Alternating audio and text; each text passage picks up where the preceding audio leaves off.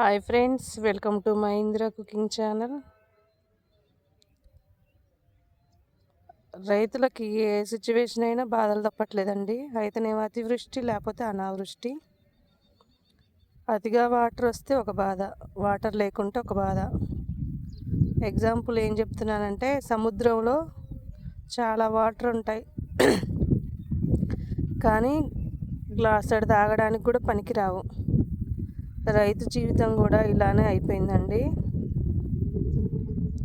వస్తేనేమో వరదలు వచ్చి మొత్తం కొట్టకపోతాయి, వాటర్ రాకపోతేనేమో పరిస్థితి ఇలా అండి.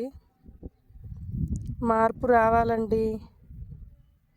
ఎంతమంది వచ్చి ఎన్ని అంటే ఒక పొలం ఎండిపోయిందని ఒక 2,000, 3,000, 10,000 ఇవ్వడం కాదండి. రాజకీయ నాయకులైనా ఎవరైనా ఒకటే ఆలోచించాలండి.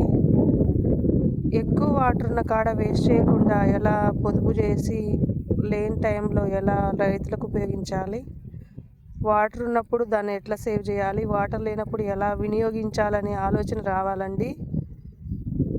తలా 2,000, తలా 500, తలా 3,000 అలా ఇవ్వడం వల్ల ఏం ఉపయోగం లేదండి. రైతు ఈ ఒడిదొడుకుల నుండి ఎలా తట్టుకోగలడు అనేది ఆలోచించాలండి. అలా ఆలోచిస్తేనే మన భారతదేశంలో ఉన్నటువంటి ఆకలి బాధలు తగ్గుతాయి, రైతుల యొక్క ఆత్మహత్యలు తగ్గుతాయి. బ్రెయిన్తో ఆలోచించాలండి. ఆలోచన విధానం పెరగాలి. నోట్ల విలువలు కాదు పెరిగేది, రైతు యొక్క కష్టాలు అర్థం కావాలి. మనుషుల యొక్క మనసులో ఒక ఆలోచన విధానంలో మార్పు రావాలండి. నోట్లతో కొనగలిగేది కాదండి. వ్యవసాయం తరతరాలకు ఉపయోగపడేది కాబట్టి దానికి ఒక సొల్యూషన్ ఆలోచించాలండి.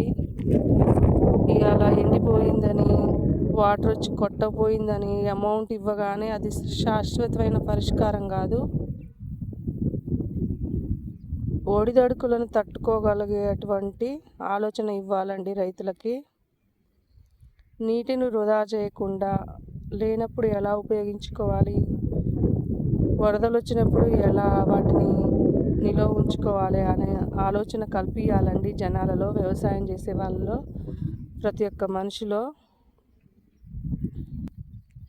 ప్రతి ఒక్కరు ఆలోచించాలండి. నా తపన. నా వీడియో ఎంతమంది చూస్తారో నాకైతే తెలియదు.